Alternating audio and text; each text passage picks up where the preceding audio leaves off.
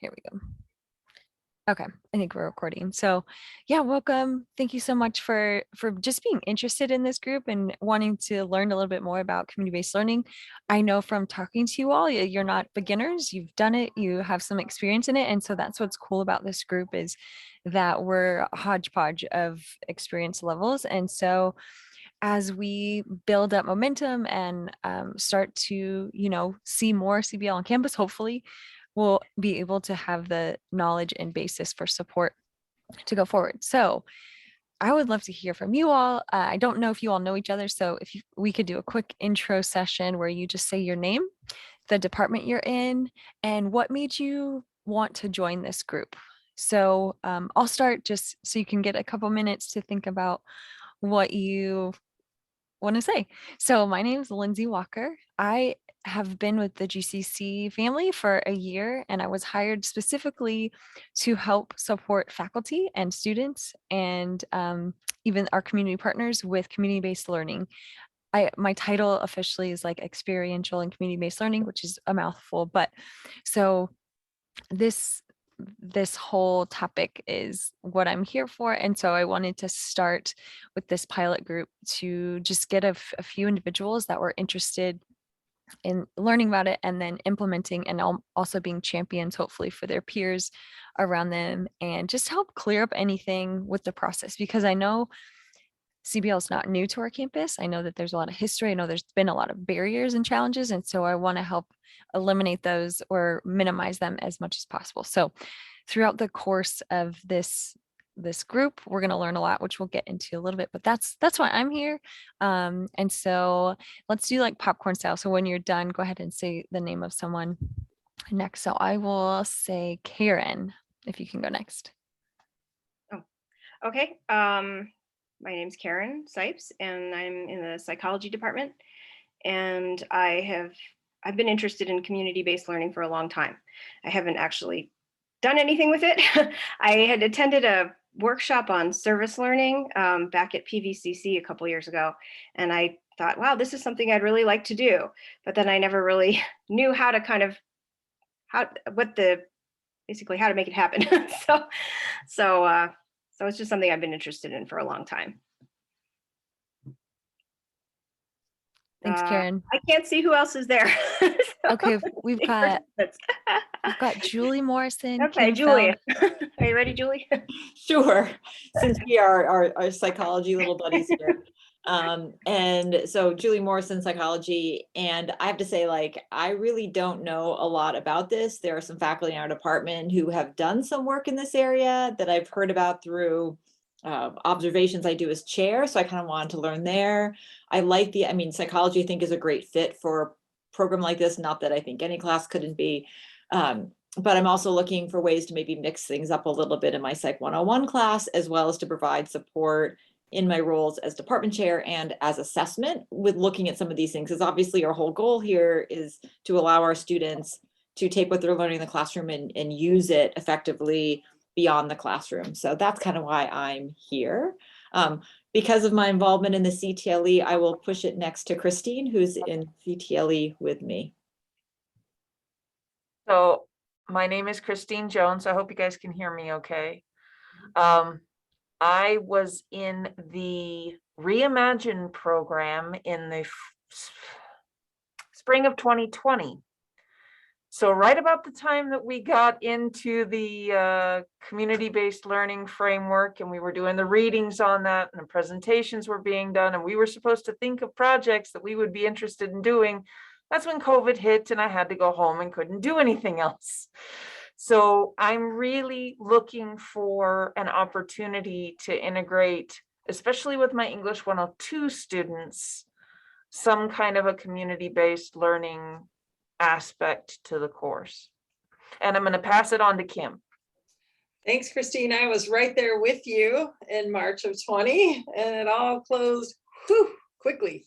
So I have actually done community-based learning. I've done experiential ed.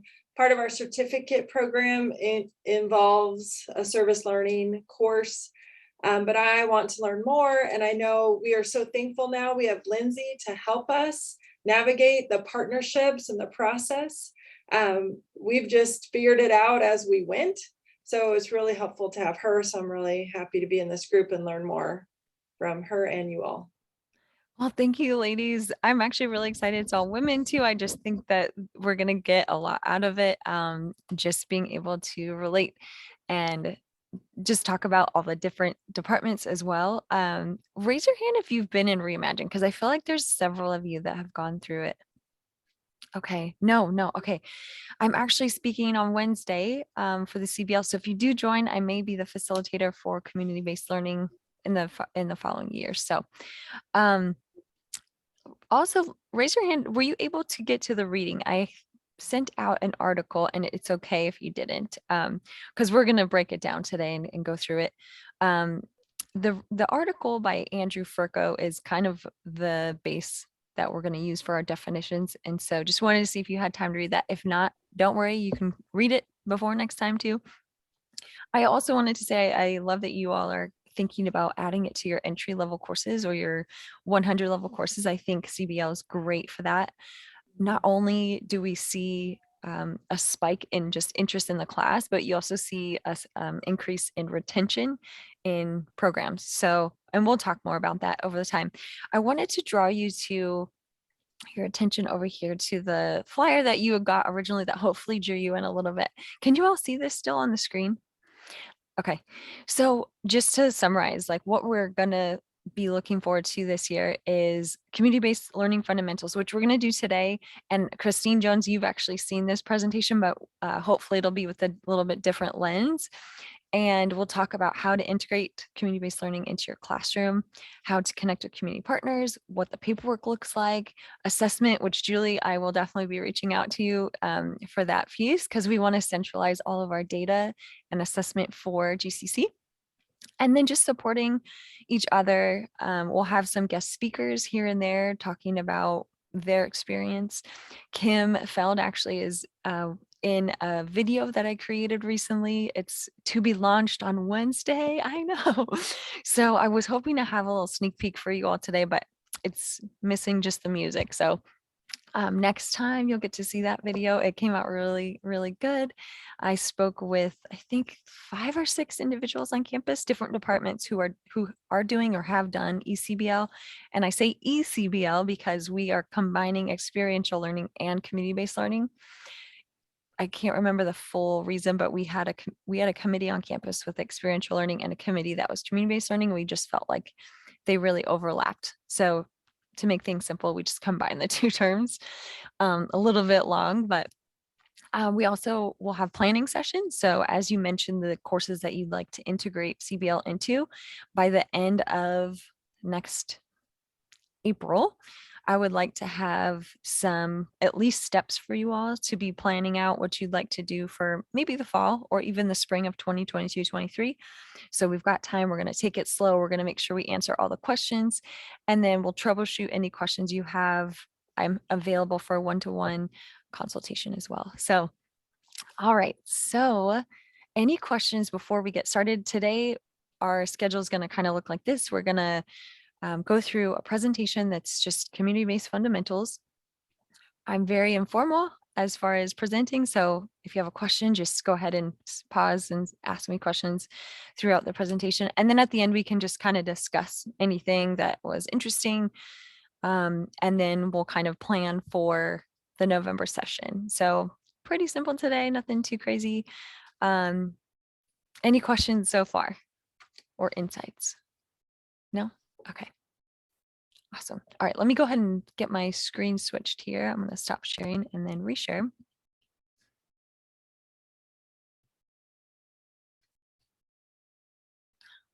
Okay.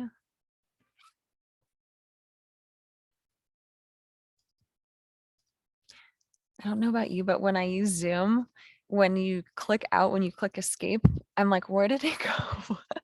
It gets really tiny. So here we go. Back in action. All right, tell me if you can see, you should be able to see Yes. this. Okay, community-based learning fundamentals.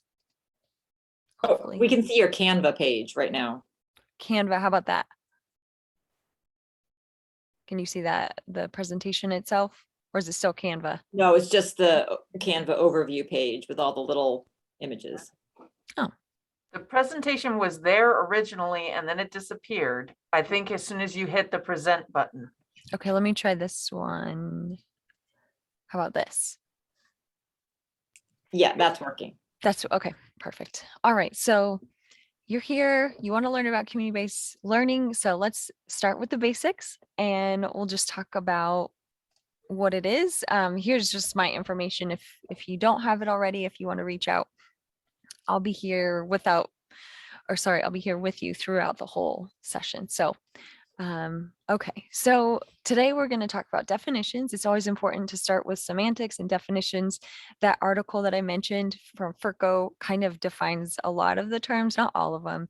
We'll talk about the benefits, the main components of like what makes up CBL, what defines it, and then the clear steps to actually play it out. And then I'll introduce some of the resources that you have here at GCC, and also just in general, I've got some resources for you outside of the GCC realm as well. Okay, love this quote. And if you have quotes that you think would be relevant to experiential learning, if you come across it or if you are a quote person, let me know. I'll definitely throw it into a presentation. But Benjamin Franklin says, "Tell me and I forget. Teach me and I remember. Involve me and I learn." So starting off with the definitions, we use the Andrew Ferko article, which has 5 different disciplines for community-based learning. One is service learning, which I'm looking at it and it needs a hyphen. Jennifer Lane and Megan Kennedy were like, it needs a hyphen. So I will definitely add that hyphen. Internships, volunteerism, community service, and field education. So let's take a little bit of a closer look. So in the article, there's this graphic, and this graphic is depicting the different types of community-based learning and how you would define them. So it's nice to read from the top down. So the beneficiary, if you go from left to right, if the discipline's on the left, the recipient is going to be the main beneficiary. If it's on the right, the provider is going to be the main beneficiary. And then going down to focus, the left is service and the right is learning. So volunteerism is really easy to look at because we all know what that is. The recipient is the beneficiary, so whoever is being served, and that's the focus. So the service is the focus, whereas if you move, let's go to straight to the middle. So we've got service learning. It's a great combination of all the things. So both recipient and provider are benefiting from the project or the service, and the focus is providing some sort of service, but also learning. I know it seems really obvious, but it's good to just kind of see where everything falls in place. So community service is more towards the left, field education is more towards the right, and then internships we have far to the right. And that just means that the student is going to be the main beneficiary and they're learning what they get out of it. Does that make sense? Okay. And then I just kind of have a little breakdown of all of them. And here's the definition. So let's have, would you all be comfortable reading? Kind of like a classroom? Okay. Kim, can you read this one for everyone? Sure. Service learning programs are distinguished from other approaches to experiential education by their intention to equally benefit the provider and the recipient of the service, as well as to ensure equal focus on both the service being provided and the learning that is occurring. So some of the keywords in there that you see are equally benefit. Again, it's just kind of modeling that middle ground, like the people that are being served and the students and the classroom are equally benefiting.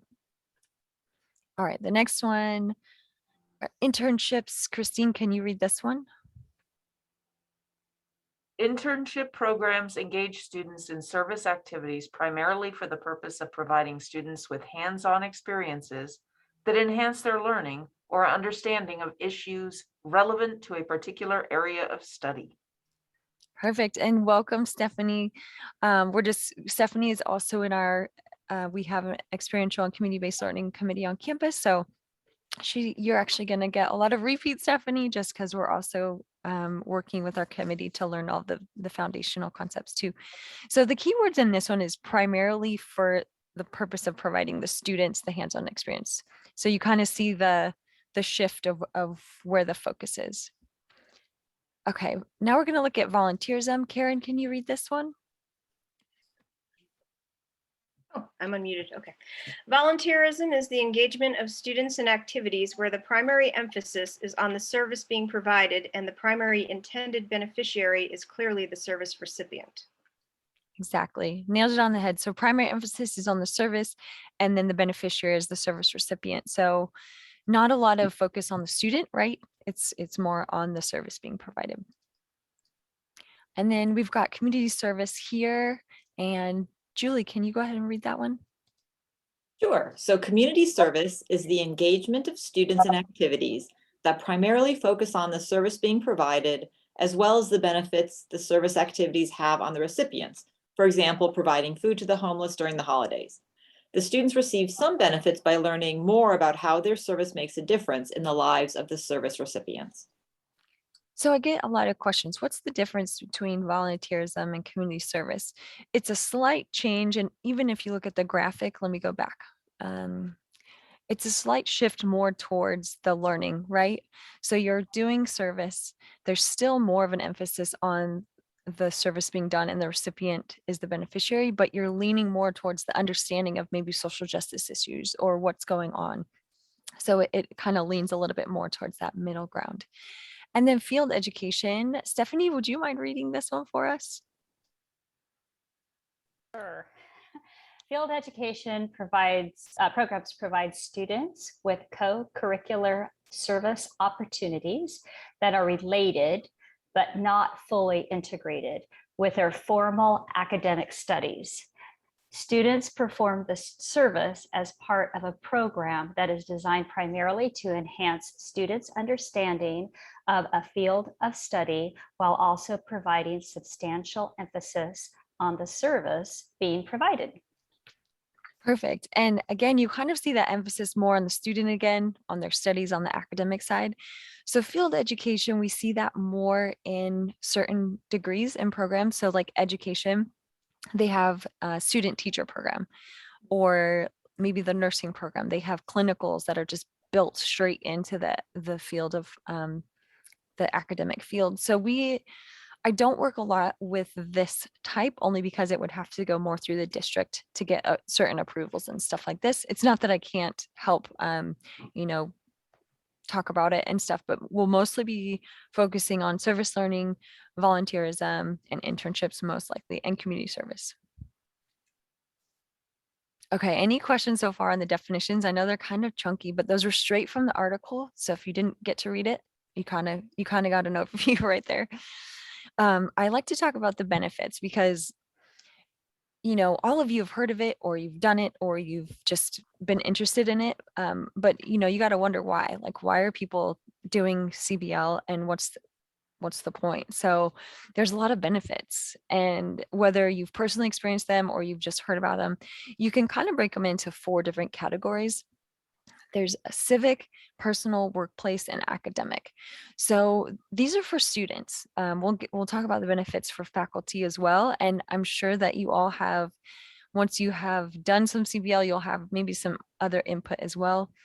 So just some things that came up in research is that you see students become more aware and engaged in social justice issues, a lot of times connected to the classroom or the field of study.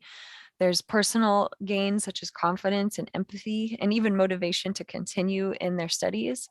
You'll see problem solving and teamwork skills just increase as they are put in situations where they can learn in real life settings. And then academic, you see increased retention, and they also get to see how systems work.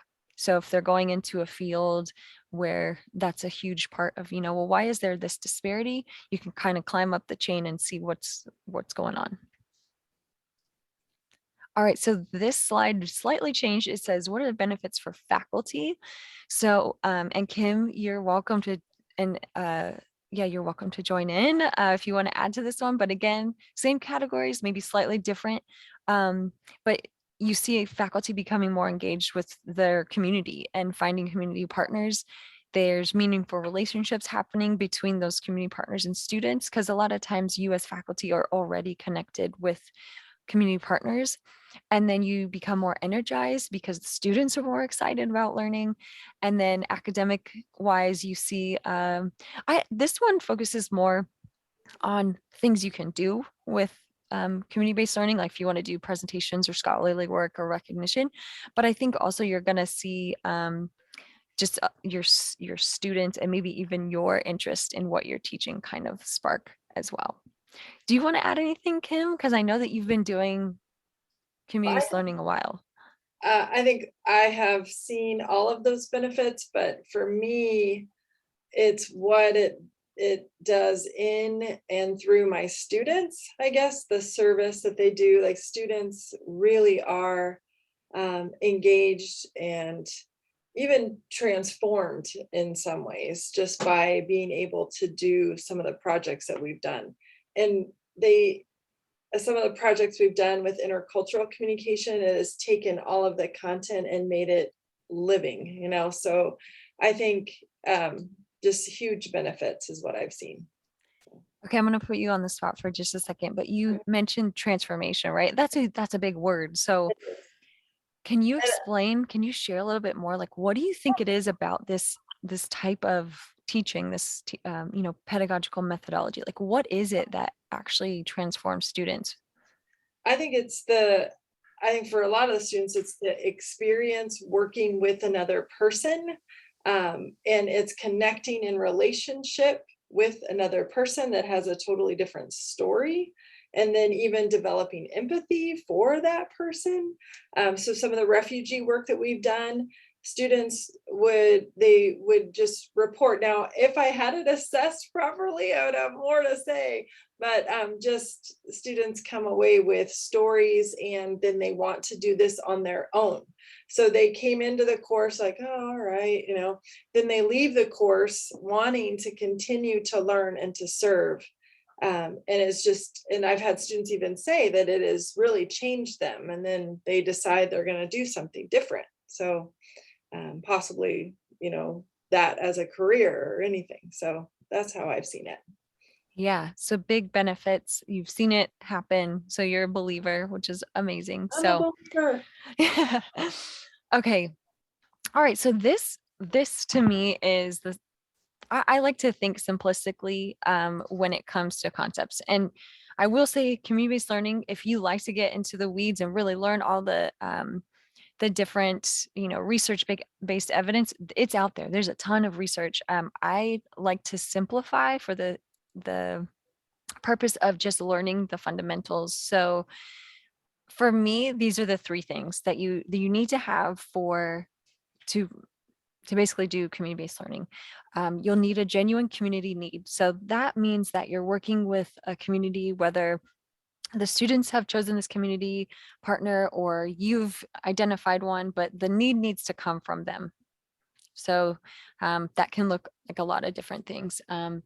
You need to connect the project or whatever activity you're going to do back to the academic course. So Julie and Karen, you all are in psychology, so it's really nice to even start with the syllabus, which we'll do later, kind of when we get into our activities. You take a syllabus that you want to include CBL into and kind of go out from there.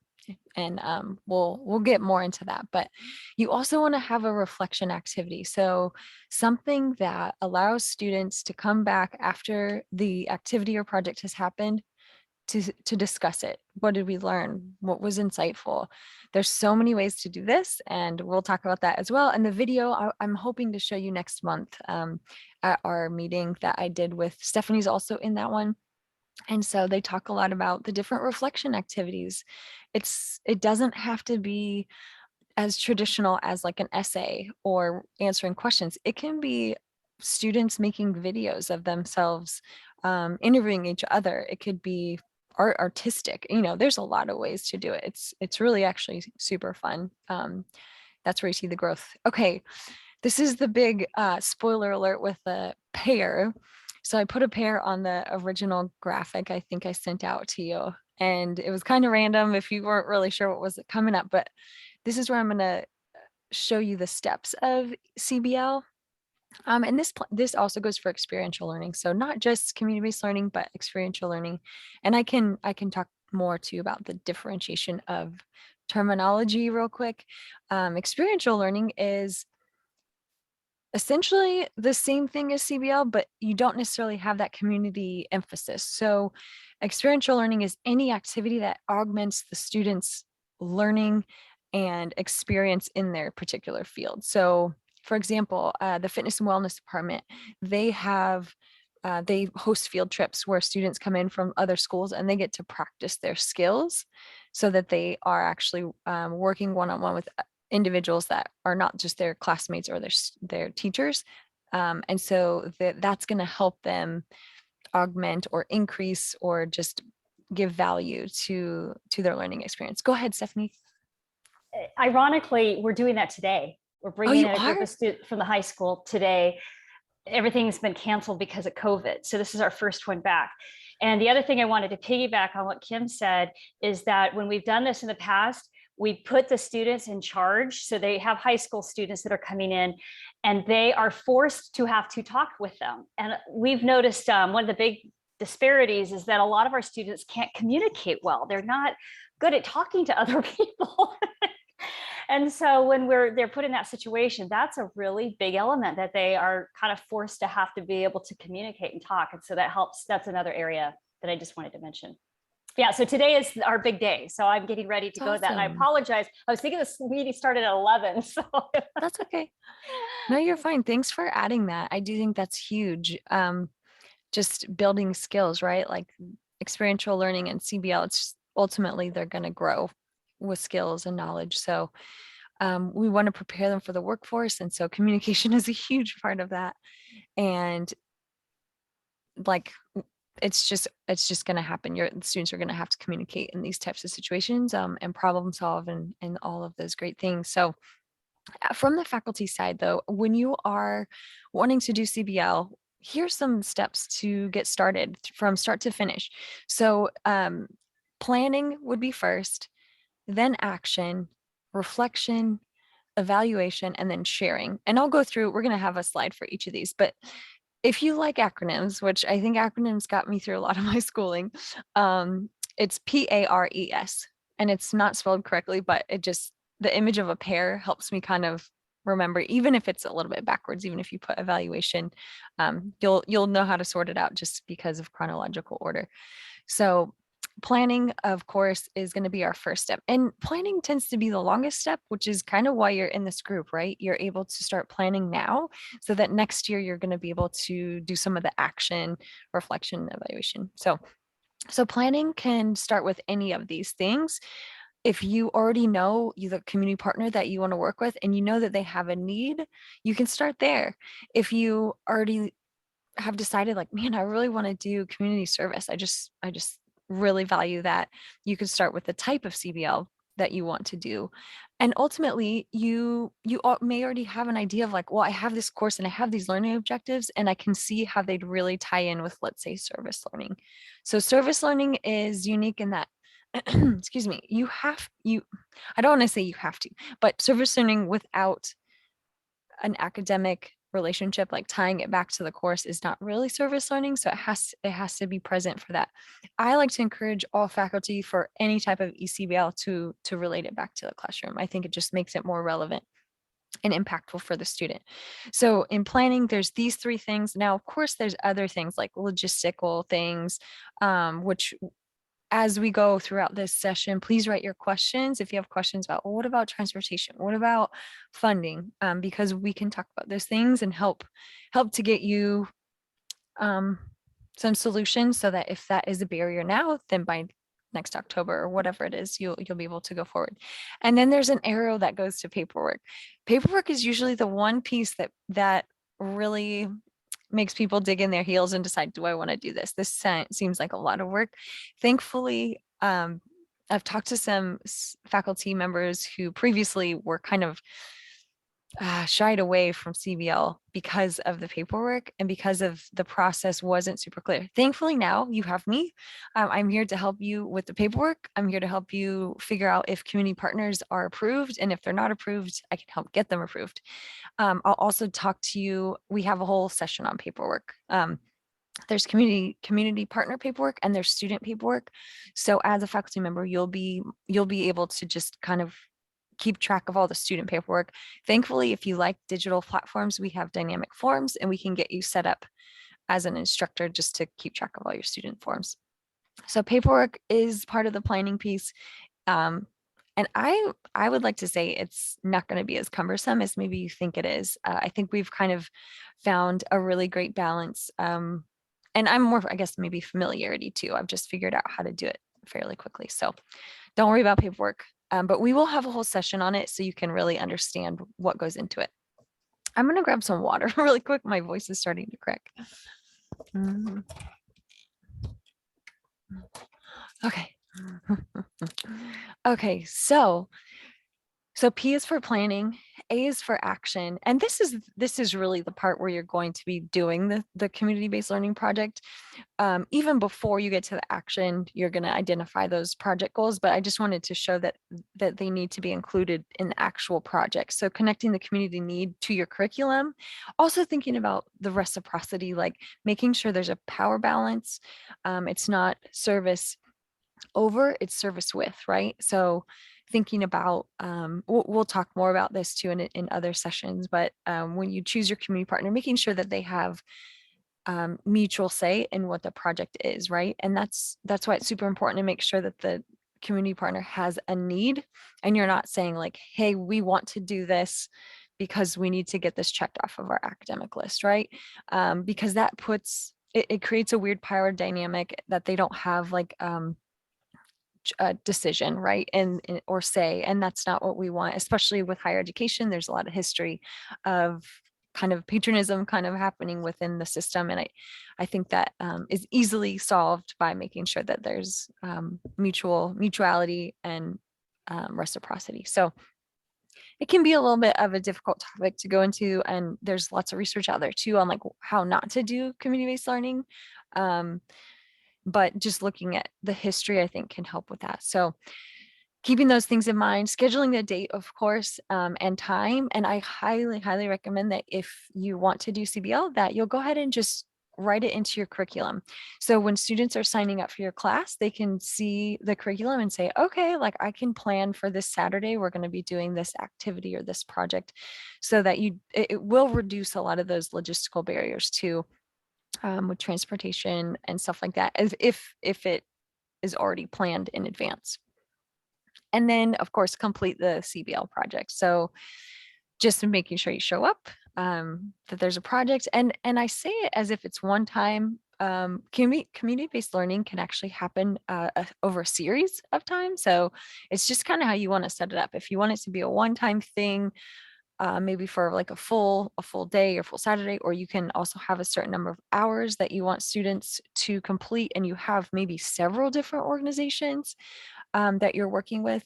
There's a lot of options, but Kim, can you share kind of how you structured yours? Like, did you have your students just work with one organization, or did you have multiple options, or how did you coordinate that? For Com 100, they just did one project and it was like one day and a couple hours. And the students, they were in small groups at this point, and they got to choose their project and they had to plan their project and things like that. The intercultural students, they had to do, I think it was like 4 to 5 hours total. So they broke that into, and the students again got to choose. And then I just helped them with the agency and everything like that. And then they selected the times based on what the agency needs were. So it depended on the course, like how much time I spent. So, and then we have an internship program too, and they spend 40 hours over the course of the semester. So I have a quick follow-up question, and maybe this will be something you'll come back to later, so you can feel free to boot it out till later. But does anybody, and Kim, this could be to you too, do it where the community-based project is one thing they can choose, but they could choose a non-CBL project to do if for some reason the CBL project was more complicated for a student? I don't see why not. I mean, Kim, you can add to that. well, since all of, like Stephanie said, this was all prior to COVID. So I had 2 students that really had tight schedules. They were working a lot and they were doing other things. So since they were in groups, I let their group decide if that was okay with them, and they were fine with that. So they assigned roles in the group. So that particular student did all the admin. She was setting up the time. She was working with the agencies, things like that. So, and I just allowed flexibility for life on that, and it turned out really well. And then the student was in one case, I remember the student was just so sad she couldn't do it. But then she's like, I'm going to do it on my own when I can, So yeah, I just allowed flexibility for that. I would echo that, Kim, as well, just being flexible. And I think, ultimately you're working with your students. And so being a faculty member requires that flexibility to work with their schedules. So I don't see why not, Julie. I think, especially as you start to add it, try things. Just try, if you're like, oh, that was kind of a lot of maybe more work, or that just didn't work out as well, shift it the next year and see. I think it's better to offer something than nothing personally, as far as CBL. And I tried one, let me just share my probably train wreck experience. I tried one experience where I had the whole class and they all decided, there were a couple of people who couldn't come, but we all went to this one refugee tutoring center. And I thought, this is going to be great. We'll do it all at the same time. I'll get to interact with them. It was terrible. So I had like 14 students there and there were like 2 students, and then I was like, so then my students were basically standing around. I mean, that did not work well. So that's when I went to, let's do this in small groups. I think we have a higher likelihood of being able to be successful. So That's really helpful to know too, because depending on your class size, depending on the type of project it is, like I think all those factors will, play out. Even the community need. Is it a big community partner? Is it a small one? What projects do they have? Like those are all things that you can hash out before, the project comes to fruition. So good questions.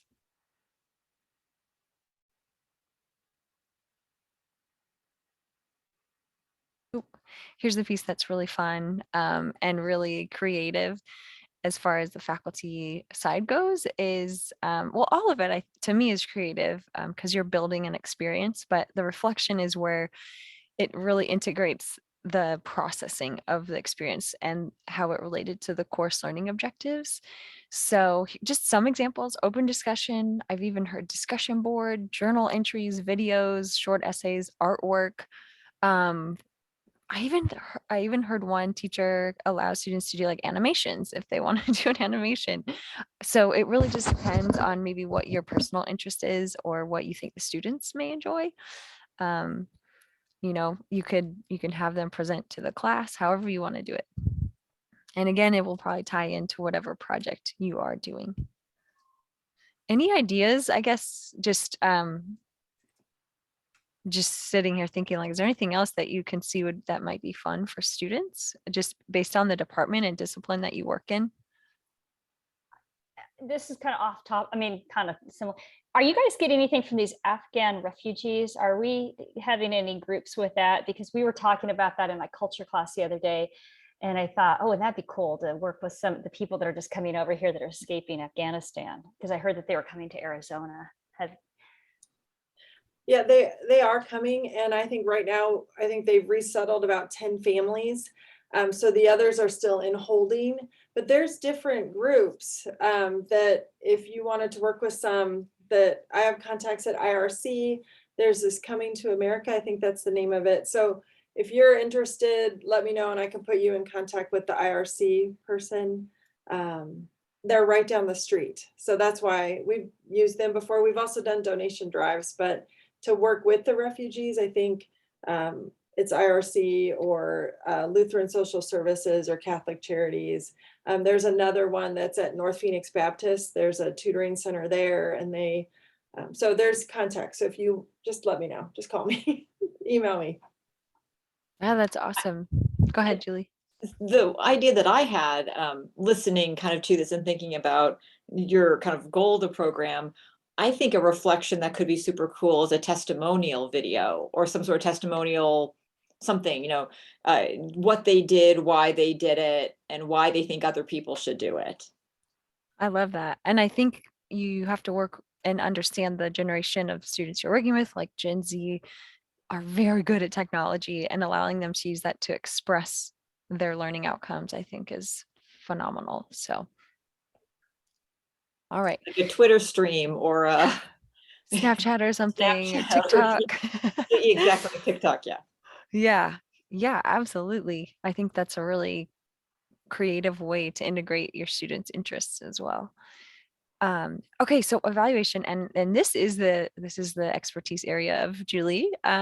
So hopefully we'll be able to work with her to kind of develop our assessment system on campus. But the E in our pairs acronym is evaluation. So providing some sort of assessment to understand the impact. So we would like to have assessments for students, for faculty, and for community partners, because we want to get feedback from everyone. At the bottom there, you can see Career Services will provide a template if you'd like to use it, so data can be centralized for our campus. So we're currently working, we have an intern right now who's helping us in Qualtrics, and we're kind of just getting things started. So as we develop those assessments, we will make sure to provide those links. So if you're done with your project, your ECBL project, and you want to provide that assessment tool for your students, you can get the data back, but we can also use it as a campus-wide to say X amount of students participated in an ECBL project, and here were the benefits, or here were the here's what they learned, the kind of stuff. Same with faculty. Do you all remember when I sent out, so it was last fall, but I think we provided the feedback in February of this year with the survey. We asked you all about community-based learning. What's your involvement? Would you be interested? Yeah, I'm getting some head nods. Do you remember kind of the feedback from that? I can show that PDF after this presentation, just to see. A lot of these presentations in this group and just activities came from asking the faculty, where are we at as a campus with CBL? And a lot of people also said it'd be really nice to know what other people are doing. And so that's where we get into the sharing part. And so sharing is not only sharing data, right? But it's sharing those personal anecdotes of what you all did in your classroom, what you did in your department, sharing with other faculty, maybe even other colleges that are like, man, we want to do that too. My like big long-term vision is to be known as like a community-based learning college campus, one of those campuses that we truly like connect to our community, and students are finding kind of that spark and that purpose in being in academic experiences like this. So that can look like, again, this is a creative piece. I know, Julie, you're really great at the your Tuesday tidbits, those are great. That's a great way. That's kind of like, an email, or you could also create a spotlight. Career Services can help promote that as well. If you are willing to just chat with me, we could do another video presenting to your department meeting. So lots and lots of ways to share, which kind of um, I think will evolve to like as far as sharing like the different ways that we can share, because even in talking to a lot of you understand what CBL is, or you've heard of it, but you don't quite, like, I don't know if you all knew that Kim's been doing it for a while or what she did, just realizing like, wow, it's happening on campus and actually in a lot of different departments. It's not just one. It's very applicable to different disciplines. So hopefully to inspire and motivate others. So you all are the pioneers.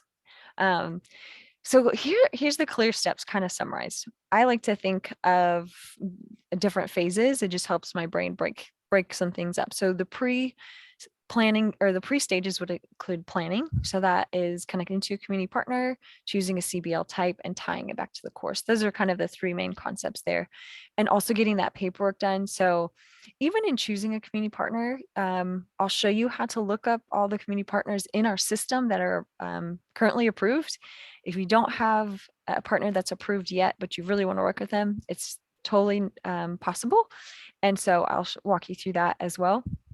Then we've got the during phase. So this is when you're actually doing the project. This is your action, getting the students to the site, or if maybe depending, I mean, it could look a lot of ways. It could even be virtual sometimes, but this is the action of it. And then the post is the reflection piece, the evaluation and assessment, and sharing. And I totally forgot to mention this in evaluation, but you can see on that post section, it says appreciation. It's really awesome when students and classes appreciate the community partner for the time that they've taken to spend with you. So whether that's like an online card or a physical card, just saying thank you for letting us come into your space and spend time and that kind of thing. It goes a long way. I don't know if handwritten cards are like as common anymore, but just making sure that people feel appreciated and not just use like, hey, thanks for letting us for, use your resources to help our class. So just keep that in mind. Appreciation goes a long way. And then at the bottom, I just put a line just saying, making sure to continually understand and learn about CBL and get involved in professional development. So this is a huge step, just being in this pilot group and being able to walk away from this group and say, okay, I feel ready. Like this is easy peasy, got this. All right, so just for fun and just to kind of think futurely, you can change your answer in the future, but I'd love to hear as a reflection for today, what type of CBL are you interested in pursuing? And feel free to just answer it. You don't have to do popcorn for this one. So the types again, as you think, are volunteerism, community-based, community service, service learning, field education, and internships. Do you see any of these kind of fitting in? Well, we are working with the Somali refugees that are coming up here with this culture pre-med students, and we're doing that probably going to be in November. We still, once the student, so it's for an honors course, and this is the first time we're doing it, and the classes could be really small, which is good. So I'll be getting lots of help from you guys, and Lindsay, you've helped me so much already with so many of the steps. But one other thing I wanted to say, and you can see right here in the picture, my niece goes to Grand Canyon University, and they do a lot of community-based stuff. And every time they go out, there's like a shirt, that because you were saying you want to be known in the community. Has there ever been any thought about maybe some kind of GCC shirt marketing kind of, so when I do take my students out, perhaps they can have a really cool shirt on from Glendale Community College so we're kind of identifiable. I don't know. Is that been even discussed? That's a great idea. Do you have a budget, Lindsay? Yeah, I mean I was thinking that too. It's a great idea. Even maybe name tags like that might be a little more affordable, but we're working on finding some sustainable budgeting for these types of things because we don't want it to go away. We don't want it just to be temporary. Currently, right now, there's Reimagine grants. So I think it might have closed actually. But we spoke with Susan Campbell and Scott Schultz, our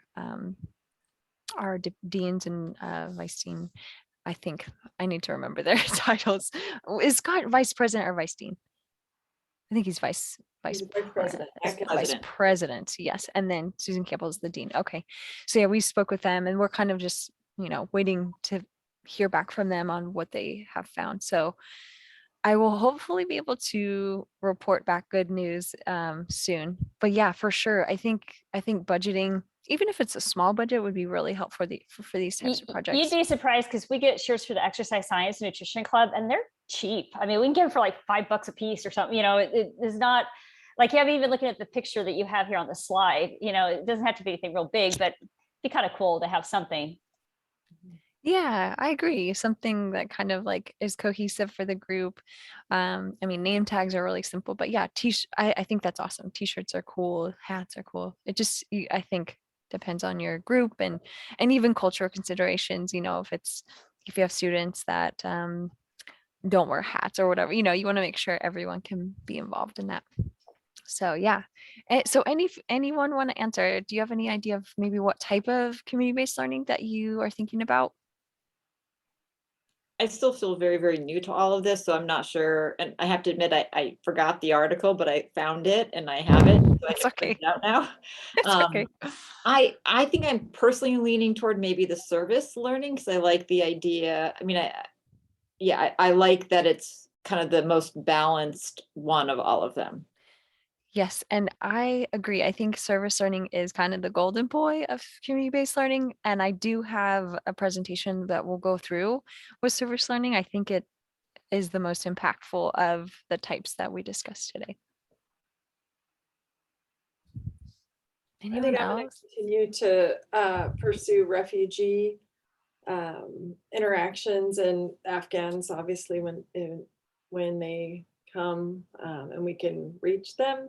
Some of the agencies, some of the barriers are some agencies require fingerprint card, especially if it's with children, you know, so there, Stephanie, you probably encountered that too. So there's some different things they have to process. And a lot of times there's a fee with that. So some students don't want to do that. So, but things like that is what we'll do for the intercultural piece.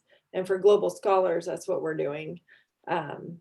And then for Common 100, I've always let them choose. And we haven't done a project, obviously, in like at least 3 semesters. So we'll see. Yeah. Yeah, and Kim, what you were doing, at least what you described to me, was service learning. So working with the community and a community need, and then also tying it to your curriculum. So That's right. That answers the question. What type? Yes, that's it. that's the type you're doing. Awesome. No pressure. Like Julie said, we're just starting out. And it may become more evident as we go on, like what the best type would be for your class. So I know we've got 5 minutes left. We're perfect on time. Wanted to quickly share the resources available currently for ECBL, because experiential learning is also part of what we do. You certainly can get some support from career services with paperwork, with connecting to partners, even activities. If you're like, man, I really like this idea, I just don't know what to do. This pilot group in itself, by the end, you'll be able to have an idea. We'll walk you through each step. But if you need additional, you can reach out to me. I'd be happy to sit down with you and take a look at your syllabus and your objectives and kind of brainstorm some ideas. We also have, I'm really excited about this. We have an ECBL website coming out for faculty soon. It should be out this semester. We're kind of finalizing the content. And that's kind of the internet hub where you can go to get resources, to refresh yourself on what paperwork is needed, to see definitions, to also be connected to other resources like, you know, around the world and country. And there's different organizations that dedicate their work to this type of stuff. So also just CBL professional development opportunities like this one. I'm really excited about this one because I think it's much more comprehensive than kind of a stop in, listen to a workshop and carry on. I'm planning to create a Canvas course as well for faculty so that they can, essentially what you're doing, it just wouldn't be as human connected. It would just be a course you can take on your own time. And then we have an ECBL committee on campus, which Stephanie is a part of. And this year we're changing it up a little bit. In the past, you know, we're still kind of developing our concepts and stuff like that, but we're really hoping to be more action based this year.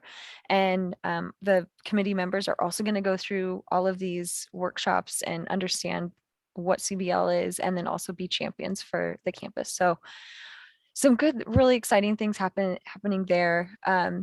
I also, if you're interested, you're welcome to follow Career Services on social media. I'm not sure if you all follow any of these, but just for upcoming workshops, if you need any help in your classroom, maybe it's community-based learning, but we also, as a department, offer a lot of services for your students.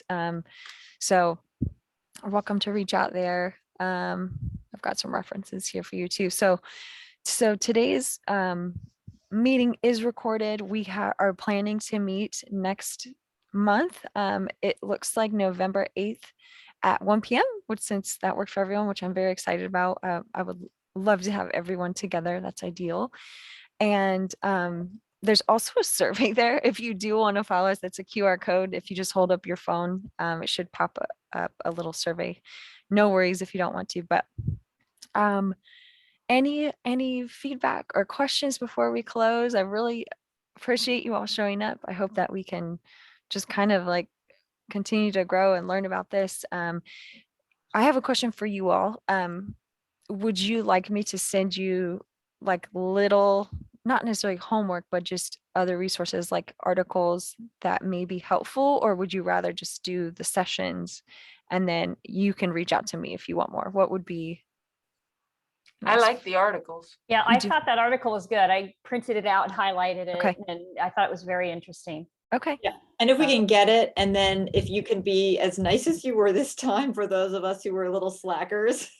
I mean, I I'm not, appreciate it. this is like extracurricular for you. So it's not like I'm grading you. It's not like I'm giving you a review. It's just as much as you want to get out of it, you'll get out of it. So I'll go ahead and continue to send articles that I think are important and relevant, and we'll just let you, you can decide if you have time or want to. So thank you ladies so much for participating and being here today, and enjoy your month of October. We'll see each other again early November, and feel free to reach out anytime before that. Okay. Okay. Thanks. Okay. everyone. Have a great rest of the day. Bye, everybody. Cindy, Stephanie, have fun today. I just want to say how I love, so you built this slide deck in Canva, is that what you did? I haven't- did. I love Canva. I haven't tried this, and it's beautifully done. It looks so nice.